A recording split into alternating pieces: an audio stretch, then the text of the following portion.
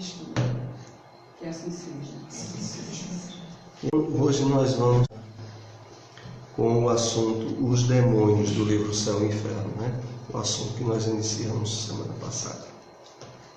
Vamos ver aqui uma introdução do texto de Emmanuel do livro Palavras de Vida Eterna, capítulo 67. Mais que as doenças vulgares do corpo, sofres os problemas da alma, agravando-te a tensão cada dia. Mais que os micróbios patogênicos a te assaltarem os tecidos do instrumento físico, padeces a intromissão de agentes mentais inquietantes, atormentando-te as fibras da alma. Para toda perturbação, a paciência é a melhor medida. Está no capítulo 67 do livro Palavras de Vida Eterna. Então vamos comentar um pouco isso aqui. Então, mais que as doenças vulgares do corpo, sofres os problemas da alma, agravando-te a tensão cada dia. É fácil de nós entendermos quando refletimos de que a nossa essência é espiritual. Nós somos espíritos que temporariamente habitam o corpo físico. E toda a problemática de doenças, de aflições, tanto em termos orgânicos, emocionais, são provenientes do nosso espírito. Então, a grande causa da maioria de todas as problemáticas que a gente vive, a maioria não, diríamos todas, é o nosso espírito mal resolvido, mal conscientizado da sua imortalidade, dos objetivos da vida na Terra, das razões de toda a problemática que a gente vive na família, no trabalho, na vida social, porque tudo isso tem um contexto originário do passado nosso e dos objetivos da nossa vida atual. Então, a questão maior seria essa, resolver os problemas na origem, né? Ou seja, identificarmos de fato os propósitos da nossa existência, estabelecer até que ponto a nossa religião, em termos de convicção, nos oferece alicerces e base firme para fortalecer o nosso espírito, a fim de que a gente enfrente as questões que Emmanuel aqui lembra. Vamos aqui a algumas delas. Mais que os micróbios patogênicos até assaltarem os tecidos do instrumento físico, padeces a intromissão de agentes mentais inquietantes. Esses agentes mentais inquietantes, eles tanto são provenientes dos espíritos desencarnados, em desequilíbrio, infelizes e doentes, ligados a nós, tanto quanto também dos encarnados, porque através do pensamento, as pessoas que convivem conosco exercem uma influência sutil e muito grande naquilo que a gente sente, naquilo que a gente faz e, sobretudo, em termos de paz e harmonia interior. Então a gente sofre a ação, como Emmanuel lembra aí, a intromissão de agentes mentais inquietantes. É claro que o fortalecimento espiritual nosso é o principal fator para enfrentar esses agentes e manter o equilíbrio, a paz e o bem-estar íntimo em nós. Então, importantíssimo que a gente, estando bem fortalecido espiritualmente, a gente enfrenta tudo.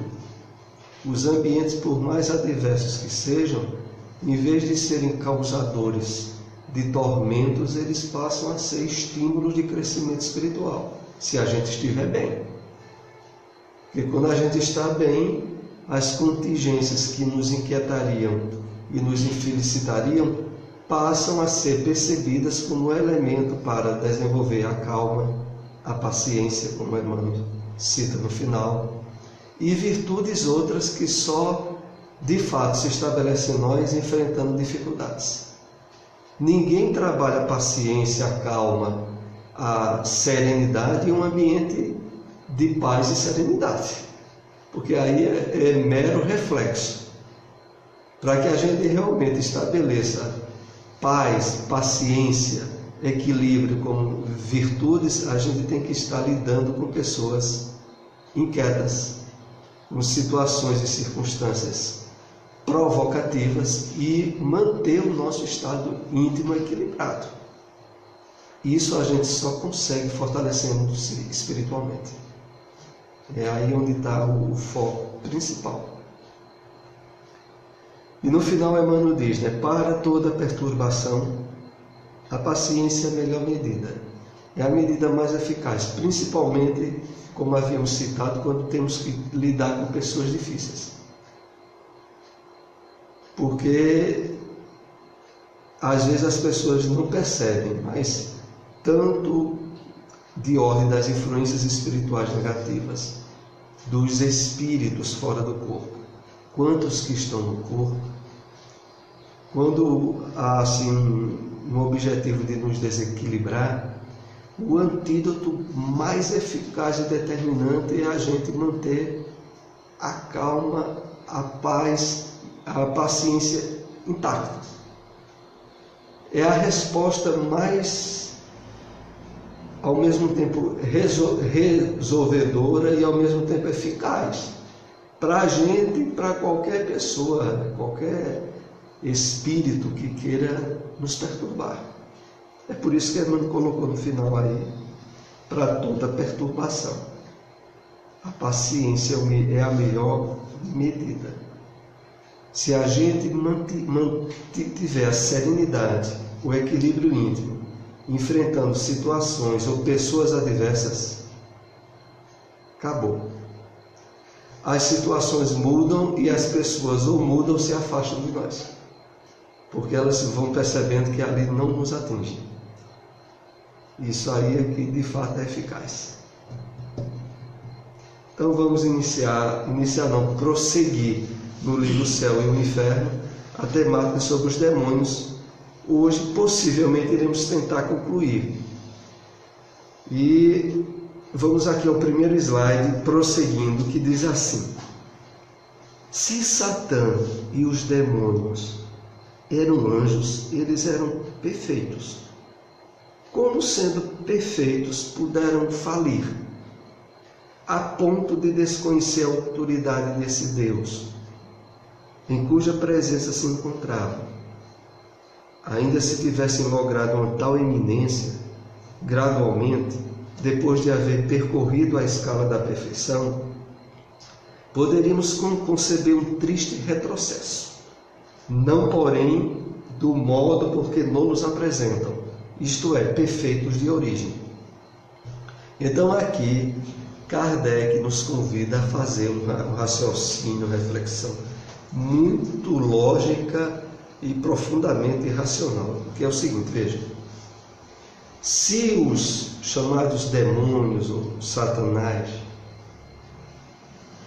tivessem logrado essa situação porque tiveram todo um esforço de evolução e depois caíram, era até compreensível, como inclusive nós aprendemos na doutrina espírita, que os espíritos são criados simples e ignorantes e através de suas experiências encarnatórias vão progredindo, podendo haver quedas, principalmente em áreas de conquistas morais e espirituais que não tenham sido bem solidificadas.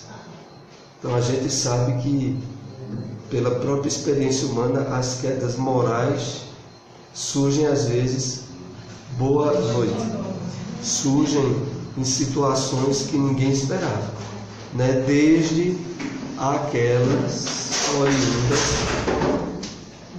de situações não previsíveis, e quando olha alguém se torna um criminoso. Por exemplo, uma briga num bar, que é tão comum, num clube mesmo, em uma festa, aonde a infeliz presença do álcool sempre tem que estar. Então um outro bebe e perde um pouco o senso. Dali alguém surge uma briga e alguém que nunca fez mal a alguém bate ou empurra alguém fortemente, ele cai bate, por exemplo, em uma mesa, alguma coisa, e falece. A pessoa se tornou um criminoso. E isso vai ser um problema. E não significa que, por ser legítima defesa, ou a pessoa nem ser preso porque é o réu primário, que ele vai ter sossego mais na vida dele. Porque muitos os casos, principalmente com as pessoas que não são violentas, a vida dela acabou. Ela nunca mais vai dormir bem. Pesadelos com que ela matou não deixaram de aparecer. E foi uma coisa, poxa, totalmente imprevisível. Mas a possibilidade existia, desde o passado dela. E até o próprio fato dela ter tomado álcool, alguma coisa que abriu o campo maior para que aquilo viesse a acontecer. Nada a gente aprende e acontece por acaso. De certa forma, havia no seu interior, em termos espirituais, as possibilidades de surgir um crime, o qual agora poderia ser até uma espécie de resgate em termos de algo que ela devia, não foi resolvido, de um passado. Mas o que eu quero voltar aqui ao teu e não me afasta muito, que o caso mostra aqui aos demônios, é que era o seguinte, que um espírito elevado, que tem até o caso de Alcimone mesmo, do livro Renúncia, que nós citamos aqui, era um espírito que já habitava outro planeta, mas que foi advertido que quando reencarnasse na Terra, poderia falir, poderia surgir certas brechas em termos de dificuldades espirituais não totalmente resolvidas, e pelo fato de estar encarnada, poderia dar-se uma missão fracassada. Isso é dito a ela no começo do livro Renúncia. Então, voltando aqui ao slide, se um anjo fosse o resultado, porque Alcione para nós é como se ela fosse de fato um anjo, pudesse encarnar e haver um fracasso, era aceitável, mas não como colocam a criação por Deus dos anjos, que teriam saído diretamente das mãos do Criador e perfeitos. E aí um deles tem incitado um grupo a se tornar um demônio. Que fosse admissível que um espírito faça certo fracasso, caísse depois de conquistar patamares espirituais mais elevados, é admissível. Mas aqueles que saíram diretamente perfeitos da mão do Criador, a lógica e o bom senso diria: então ele não saiu perfeito. E se ele não saiu perfeito, e Deus, para ser Deus, tem que ter a presciência, que é a capacidade de saber algo no futuro de acontecer ou não, sabia que tinha criado um ser com as possibilidades de se tornar o que se tornou. Aí Deus seria corresponsável.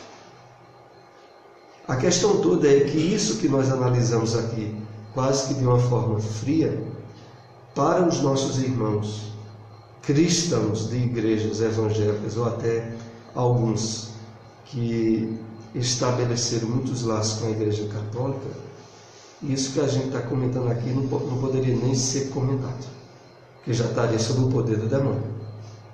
Aí, ó, você querer raciocinar sobre a criação de Deus, como é que Deus criou isso pode acontecer, você já está sob o poder do... Então, acabam eles nem abrindo campo para o raciocínio. E se não abrir campo para o raciocínio, não tem jeito. A pessoa não vai abrir de maneira nenhuma as possibilidades de mudança. Mas o que aqui tem que ficar bem claro para nós, porque esse é um assunto de tão grande importância, a gente ainda vai ver nos próximos slides sobre isso, que isso está muito estigmatizado no nosso íntimo, como espíritos que já trilhou muitas encarnações, vendo a perspectiva da realidade dos demônios diferente do que a gente está vendo agora. É por isso que também torna-se muito difícil para aqueles que não ofereceram aberturas religiosas como nós oferecemos, de aceitar, raciocinar sobre a questão dos demônios. Não, isso é coisa que o padre diz que existe. Acabou. Então, se a igreja diz que existe, eu não quero nem saber. Existe, eu tenho medo e não quero nem conversar sobre isso. Muitos são assim. Mas aqui, nesse slide, a questão que fica finalizando os comentários veja, se saiu diretamente das mãos de Deus, eles teriam que ser perfeitos. Não haveria possibilidade de terem surgido de anjos e demônios. Isso é irracional. Só poderiam surgir se tivessem saído imperfeitos das mãos de Deus. E se saíram imperfeitos, Deus sabia disso e seria corresponsável por criar espíritos totalmente perfeitos e espíritos mais ou menos perfeitos, para depois abrir campo a todo um poder, porque para a igreja os anjos ou demônios têm um poder que a criatura humana não tem, para depois atirar sobre a criatura humana toda a guerra de influência a seres muito superiores a ela. Porque no contexto cristão dessa situação sobre os demônios, é que os demônios eles seriam, em termos espirituais, mais fortes do que o homem. E aí, beleza, né? Uma verdadeira batalha, e aonde as perspectivas que a experiência humana oferece numa existência só, é de que o demônio sempre ganha de 10-0 ou de 10-1. Porque a quantidade de gente que faz o mal na Terra e que ainda se perturba muito em relação àquelas que fazem o bem de uma forma bem preponderante, a batalha já teria sido perdida há muito tempo pelo Criador. Vejam o absurdo disso. Mas vamos continuar aqui com o próximo slide, que foi extraído do livro Ação e Reação. Apenas para a gente ver, ter uma ideia mais da importância de tirarmos do pensamento resquícios que a gente tenha sobre a questão. É no capítulo 4 que diz assim: pobre mulher prorrompeu em choro convulso junto de nós. De punhos cerrados reclamava infeliz: quem me libertará de Satã? Quem me livrará do poder das trevas? Santos anjos, era ela se dirigindo a André Luiz, a Alexandre, a Gúbio, aos espíritos que lá estavam. Alexandre não, Gúbio. Santos anjos, socorrei-me. E aí Gúbio explica a André. É um clichê mental, criado e nutrido por ela mesma. As ideias macabras da magia aviltante, da bruxaria e do demonismo que as igrejas denominadas cristãs propagam a pretexto de combatê-los. Então, nessa parte do capítulo, o que é que ocorre? Tem uma senhora, onde os espíritos vão socorrer, que ela está no maior desequilíbrio, porque na mente dela ela está sendo perseguida por Satanás, tal como tradicionalmente a igreja coloca, com um chifre, rabo e tridente, do jeito que as tradições religiosas mais antigas trabalham a figura do demônio. Esse texto continua aqui, quando diz: as inteligências desencarnadas, entregues à perversão, valem-se desses quadros. Imprime-lhes temporária vitalidade. Estamos ainda longe de conhecer todo o poder criador e aglutinante encerrado no pensamento puro e simples. Pensamento, força viva e atuante, cuja velocidade supera da luz, emitido por nós, volta invariavelmente a nós mesmos. Então, aqui está no capítulo 4 do livro Ação e Reação, que nós recomendamos muita leitura. É detalhado esse fato que ocorre no mundo espiritual. Espíritos perversos no mal assumem em termos temporários a apresentação do Satanás. E você imagina o impacto que é causado para muitas pessoas que estão sob as ideias deformantes da existência deles. Então é algo que Aliás, aqui é bom a gente se lembrar, tudo que é criação da mente do homem no plano material origina-se da sua mente em conexão com o plano espiritual. Então, se aqui na Terra criaram e estabeleceram esse nível de existência e com as características que é dada ao demônio, foi do plano espiritual que vieram essas ideias. Então, realmente é preciso que se esteja muito convicto no uso da razão e do bom senso, como a doutrina espírita sempre nos estimula, para que a gente não seja vítima, nem na terra encarnada e nem no mundo espiritual desencarnado. E entre outras coisas que a gente tem que estar sempre refletindo e deduzindo, é essa, veja. Na medida que eu acredito e eu aceito o projeto evolutivo que vem através da reencarnação, que é estabelecido no progresso contínuo a partir dos espíritos simples e ignorantes, ou isso para mim é convicção, ou o mal que ocasionalmente surge na Terra ou no plano espiritual teria uma origem no poder do mal. Em verdade, para as pessoas que não aceitam reencarnação, elas precisam do Satanás. Sejamos bem práticos nisso. Se for para encarar a vida aqui no plano material, achando que não há reencarnação, que o espírito não progride através de vários corpos, que muitas vezes a gente já esteve na Terra, vai voltar à Terra, ou isso está bem firme, ou Satanás existe. Tal como a ideia deformante que a Igreja criou ao longo de muitos séculos e de que a gente se alimentou muito. Que essa ideia a gente andou alimentando muito, ela está no nosso inconsciente. E coitado do Satanás é quem leva a culpa de tudo. É, né? Quem leva a culpa, né?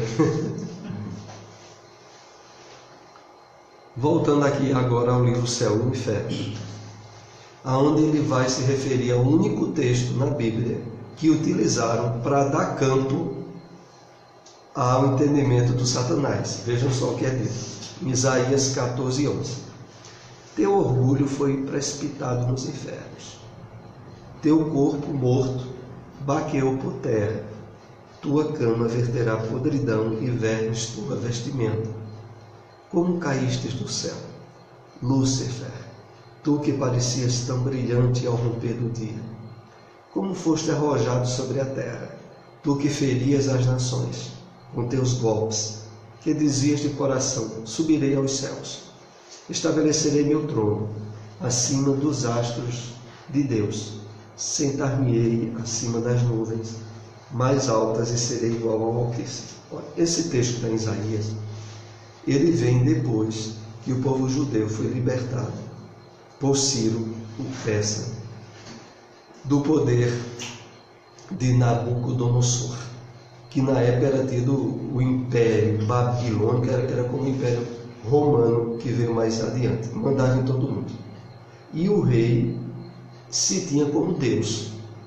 Todo esse texto aqui, ele é direcionado ao rei Nabucodonosor, mas foi utilizado pela igreja e até por muitas doutrinas evangélicas como sendo o texto bíblico que esclarece o surgimento de Satanás.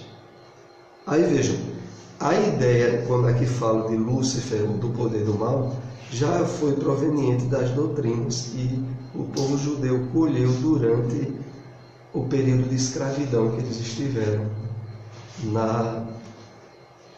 com o Nabucodonosor.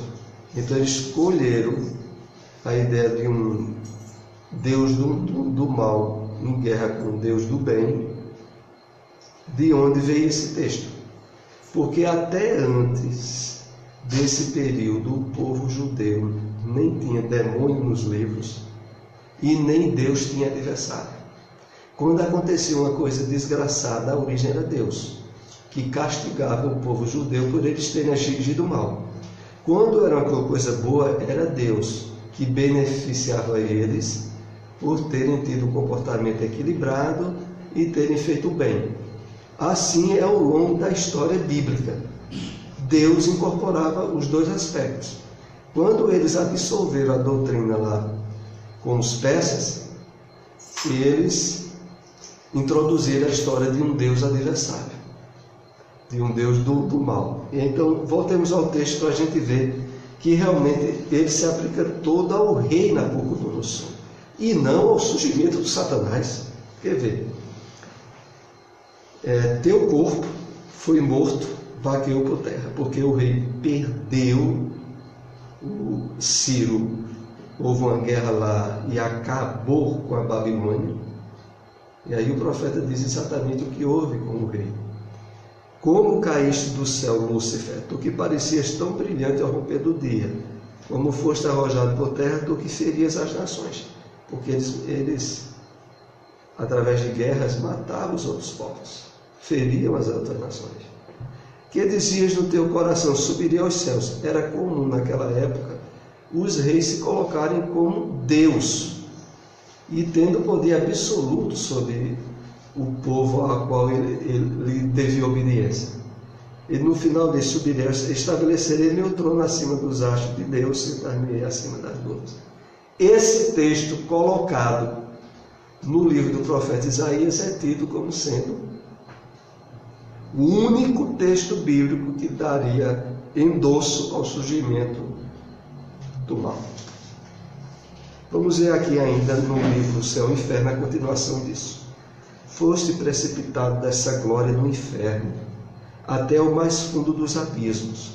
Será este o homem que turbou a terra, que aterrou seus reinos, que fez o mundo um deserto, que destruiu cidades? E tudo isso explicitamente tem respeito a um rei, que fez o mundo um deserto, que destruiu cidades e reteve acorrentados os que lhes entregaram prisioneiros. Estas palavras do profeta não se referem à revolta dos anjos. São sim uma alusão ao orgulho e à queda do rei de Babilônia que retinha os judeus em cativeiro.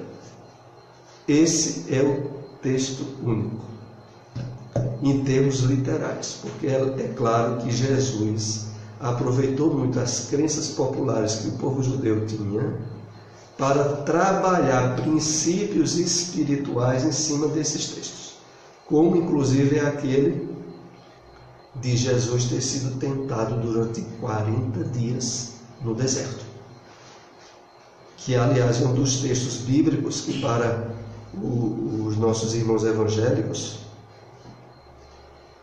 seria delicado demais da interpretação espírita deles, porque vejam como é a coisa. Inclusive tem uma palestra no YouTube deixa eu me lembrar quem é o palestrante. Eu vou me lembrar depois que eu explicar a vocês um pouco, que eu assisto muitas palestras no YouTube, depois eu perco até o roteiro de quem era. Mas é um palestrante muito bom que surgiu já faz algum tempo aí, lá em Minas, né? À guisa de Haroldo Dutra Dias, né? Inclusive, se diria assim, da mesma escola dele. Pois a gente falou não. Então, ele fez uma palestra, eu vi no YouTube, explicando essa passagem do Evangelho da tentação de Jesus. Eu nunca tinha ouvido uma explicação tão brilhante e inspirada, porque é um texto que encontram-se alguns dados para nós. Por exemplo, no livro A Gênese, é explicado a tentação de Jesus lá no deserto. E lá na Gênese é dito assim: seria absurdo utilizar a parábola, o texto, que é uma parábola contada por Jesus em termos literais. Porque, fazendo uma análise aqui, lógico, inclusive esse palestrante, ele faz o seguinte, ele diz, olha, primeiro, na Revista Espírita, que tem vários volumes, a Revista Espírita, explica que espírito puro são aqueles espíritos, no livro Dois Espíritos também tem uma explicação, né? São os espíritos que atingiram o máximo de perfeição que a criatura humana poderia idealizar. E são espíritos que não estão mais vinculados à necessidade de reencarnar. Eles atingiram um nível de conquista espiritual diferenciado dos espíritos puros. É o último grau da escala espírita que está lá no livro dos Espíritos. Esses espíritos, eles não reencarnam mais e não estão sujeitos a fracassos. Jesus é um espírito puro. Já Jesus, quando veio para a missão, o Cristo, veio com a missão que tinha que resolver e que tinha certeza que, perante o Pai, certeza absoluta de que ele viria cumprir e resolver. Por isso é que só ele foi habilitado a vir. Porque não viria ninguém que pudesse haver qualquer possibilidade de fracasso. Como a gente, inclusive, incentiva muito a leitura do livro A Caminho da Luz, que trata disso. Então, Jesus é um espírito puro. Quem tem dúvida disso? Ninguém. E o Satanás é um idiota? Teria que ser um idiota, né? Porque tentar uma criatura humana, mostrando a ela poder, se tu me obedecer, tudo isso aqui eu vou te dar, seria admissível para uma criatura humana cheia de erros e desejos. Agora, que diabo idiota, hein? Porque propôs isso a quem já era o Filho de Deus e que ele sabia que tinha esse poder, era uma coisa um comportamento de idiota. Porque é claro que ele não ia. Agora, há naquela simbologia, que inclusive essa palestra trata muito bem, os aspectos bem didáticos. Assim, vejam só. O povo de Israel, quando foi liberto por Moisés do domínio do povo Egito, lá no livro Êxodo, ficou 40 anos vagando no deserto. Jesus fica 40 dias em jejum. Durante os 40 anos que o povo judeu ficou no deserto, eles caíram, fracassaram exatamente naquilo que o diabo tentou Jesus, e Jesus não fracassou. Então eles tiveram uma situação de fome e fracassaram. Eles tiveram a situação de ter que acreditar em Deus e idolatraram um bezerro de ouro, sei lá o que. Os fracassos que eles tiveram foi as tentações que o diabo apresentou a Jesus e Jesus venceu. Então há uma simbologia muito grande. Claro que não era algo didático ou algo literal para ser ensinado. Era uma forma ilustrativa de o Evangelho mostrar que com Jesus o homem ou o povo de Israel venceria tudo o que antes não tinha vencido. Todas as tentações e fracassos que eles caíram. Com Jesus agora eles poderiam superar tudo aquilo. Então, há nessa parábola um ensinamento grande para o homem em termos de advertência moral, mas não de endossar a existência literal do Satanás. Que para os nossos irmãos evangélicos, essa parábola contada por Jesus, para eles é literal. Jesus ficou 40 dias sem comer. O diabo, feito um idiota, disse: olha, está vendo aqui precipício? Tu te atira aqui no precipício, que a Escritura diz que dará ordem e o seu anjo não baterá no chão. E Jesus diz: olha, também está escrito, não tentarás o Senhor teu Deus. O que o diabo dizia das tentações idiotas, e Jesus dizia um texto bíblico que alertava ele porque é que ele não iria fazer aquilo. Então, essas coisas assim a gente tem que refletir bem, porque a gente tem um conteúdo psíquico bem deformado em relação a isso. Mas aqui, encerrando esse texto do rei da Babilônia, é muito bem claro que se refere à queda do rei e não à queda de um anjo perfeito criado por Deus e que teria se tornado Satanás. O rei de Babilônia é alegoricamente designado por Lúcifer, mas não se faz aí qualquer menção da cena descrita. Essas palavras são do rei que as tinha no coração e se colocava por orgulho acima de Deus, cujo povo escravizara. A profecia da libertação do povo judeu, da ruína de Babilônia e do destroço dos assírios. Então, é essa a explicação. Voltando ainda ao livro Céu e Inferno, vamos ver ainda mais alguns slides sobre o demônio. Segundo o Espiritismo, nem anjos nem demônios são entidades distintas. Por isso que a criação de seres inteligentes é uma só. Unidos a corpos materiais, esses seres constituem a humanidade que povoa a Terra e as outras esferas habitadas. Uma vez libertos do corpo material, constitui o mundo espiritual dos espíritos que povoam os espaços. É interessante como o livro Céu e Inferno repete quase que algum argumento que a gente já até compartilhou aqui antes, mas literalmente esses argumentos têm uma certa repetição. Suponho eu que deva ser, para que realmente a coisa fique muito bem imposta em termos novos para aqueles que estão lendo o conteúdo do livro, O Céu e o Inferno. Então, é bem claro que nós entendemos um Deus totalmente justo, não só totalmente, mas a perfeição de justiça, de amor e misericórdia, a qual não poderia criar filhos, uns melhores e outros menos melhores.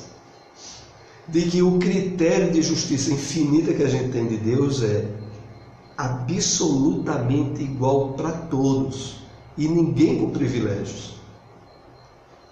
A questão toda que precisaram contextualizar de uma forma literal o demônio e os anjos foi pelo fato de não observarem a vida pelo prisma da imortalidade, e sim pelo prisma da unicidade de existência, no qual cada um de nós só teria uma vez a experiência de vida no corpo e estaria encerrada a nossa possibilidade de progresso.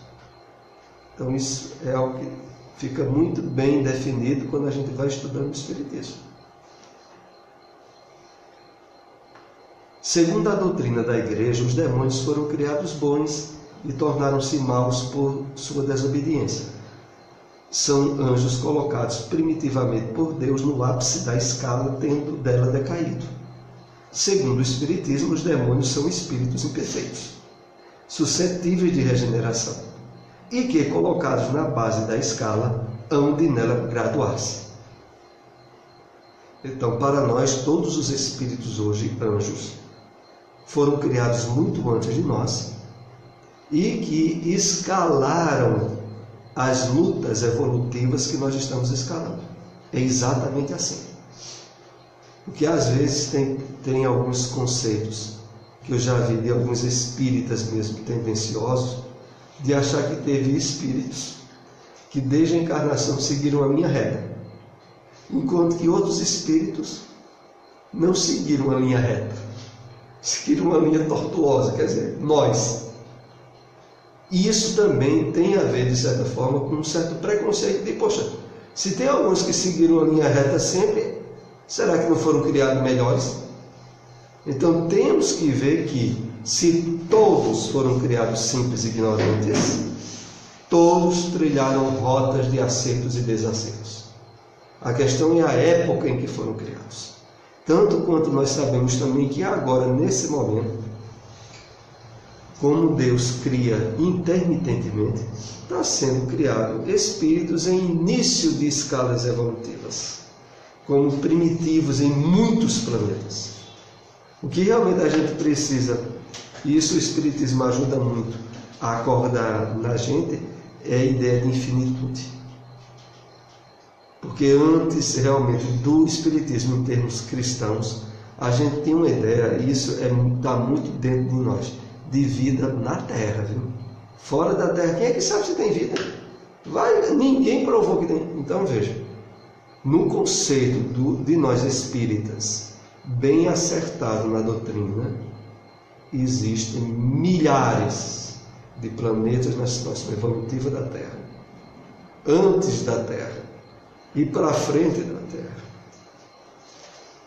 E que o universo, como a ciência, a astrologia já nos aponta, ele é infinito mesmo. É porque a nossa mente imatura em termos evolutivos não tem ainda como conceber o infinito, porque o universo é infinito, totalmente infinito, para frente e para trás, em termos de que tem espíritos atrás de nós em termos evolutivos e tem muitos espíritos à frente de nós em termos evolutivos.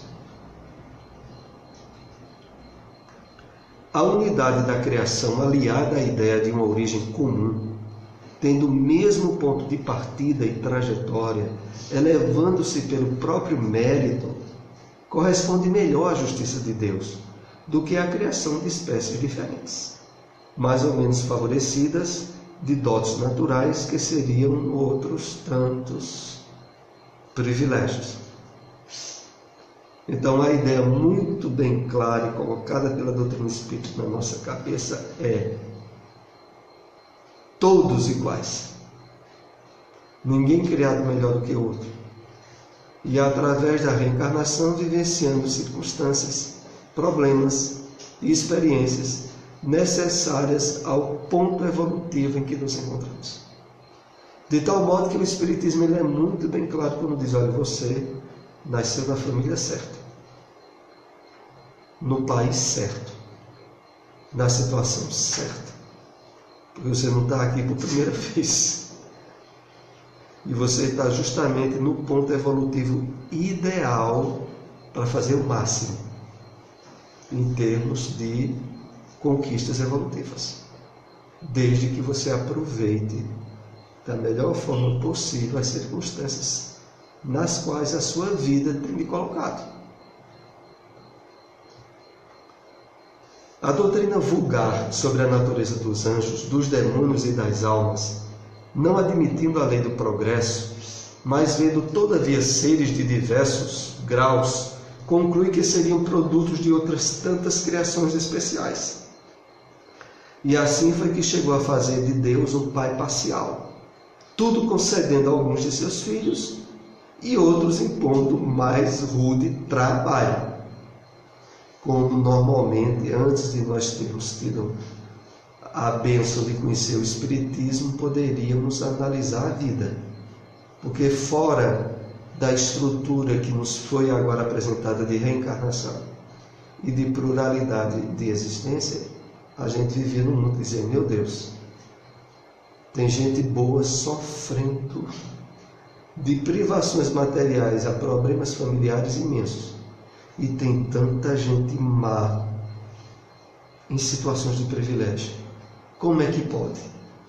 Então, isso que muitas criaturas humanas tentam encontrar respostas e não encontram, a gente encontrou a mão cheia no Espiritismo, de tal maneira a tirar qualquer dúvida de criação privilegiada ou parcial por parte de Deus, de dizer que algumas pessoas foram mais abençoadas,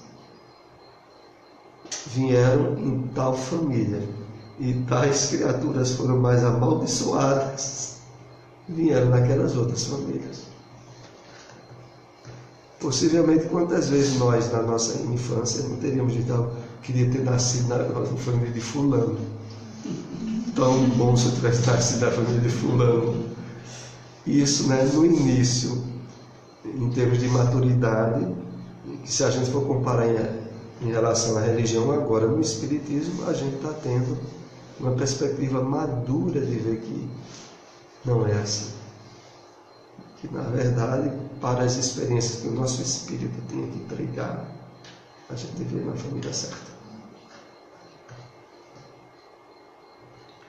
Hoje, porém, alargou-se o círculo das ideias.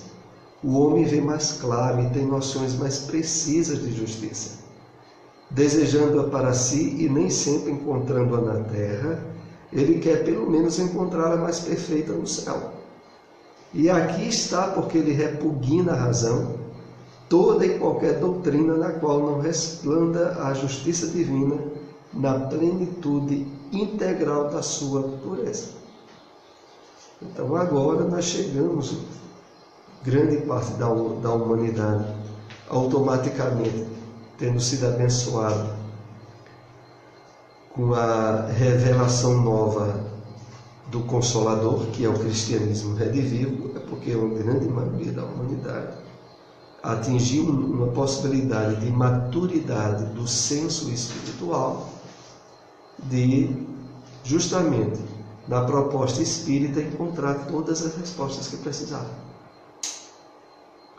E de tal modo que o uso da razão repugna qualquer coisa que vá de encontro à lógica e ao bom senso. Eu só acho interessante aqui, fazendo um parêntese breve, as pessoas que estudam relativamente bem, que têm muita cultura, que se tornam engenheiros e médicos, que aprendem muito a usar o pensamento lógico e racional, que estudam em matemática, logaritmo, equações, e entendem como a lógica que aplica numa equação, não há como fugir. Eu fico espantado como é que essas pessoas conseguem refletir em termos dessa lógica na religião, quando diz respeito ao Satanás ou aos anjos, como eles entendem. Pasmem, porque eu fico dizendo, como é que ele faz? Porque ele aprendeu a trabalhar o raciocínio lógico. Alguém que se forma em engenharia ou em medicina trabalhou muito o pensamento lógico. E como é que engole isso agora? Porque a religião tradicional dele vai dizer, não, o diabo existe. O diabo era um anjo. E ele não vai refletir sobre isso. A questão é que muitas vezes, e isso é um problema até muito nos dias atuais, o preconceito, e a gente sabe que no Brasil hoje está um problema sério a questão do preconceito, bloqueia o uso da lógica e do raciocínio. E a pessoa com preconceito proveniente da má educação religiosa, ela diz, não, eu aprendi assim, sei que é assim e não vou mudar. E não me convide a raciocinar, que eu não vou raciocinar. É mais ou menos assim que ele chega. Vamos para o último slide. Deixa eu ver o final desse. Repugna a razão toda e qualquer doutrina na qual não resplanda a justiça divina na plenitude integral de sua pureza.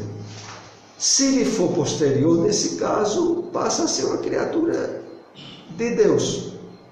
Como tal, só praticando o mal por incapaz de fazer o bem. Tampouco de arrepender-se. Deus teria criado um ser voltado exclusiva e eternamente ao mal. Não sendo o mal obra de Deus, seria contudo de uma de suas criaturas, e nem por isso deixava Deus de ser o autor, deixando igualmente de ser profundamente bom. Então a questão é essa. Se a gente reflete o demônio como criado sem ter sido por Deus, então ele era um Deus.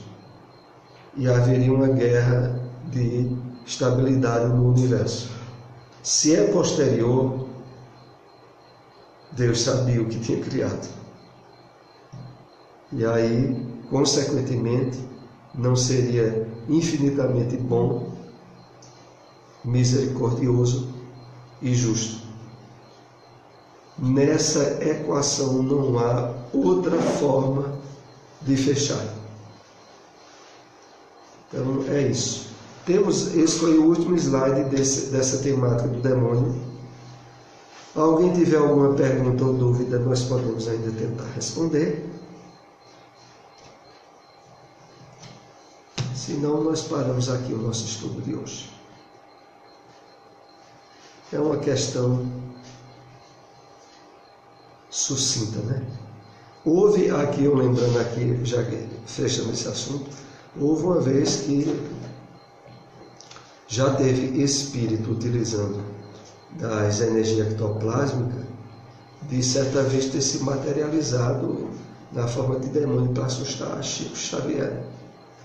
É relatado isso nas biografias de Chico. Teve uma vez, em relação a isso, que o espírito do mal, né, os espíritos inferiores, depois de tentar mil formas de induzir Chico a alguma atitude, né, de desarmonia, de desequilíbrio junto às posturas que o Evangelho recomenda, e disse assim: eu desisto, Chico, condição. Recentemente eu vi uma palestra de Haroldo Dutra Dias, não sei se eu vou me lembrar agora, porque eu disse recentemente, mas já faz um bocado de tempo, que era sobre Santo Antônio. Deve ter sido mais ou menos perto do mês de junho, né, que é o mês de Santo Antônio. E que ele dizia mais ou menos o seguinte, que o demônio tentou de mil formas levar Santo Antônio a ter uma queda moral. E tentou, do que pôde fazer, de dificuldades e de problemas, mas através da paciência, como nós citamos aqui no começo da introdução do nosso estudo, Santo Antônio resolvendo tudo. Até que chegou um dia que o demônio disse: olha, não aguento mais, não.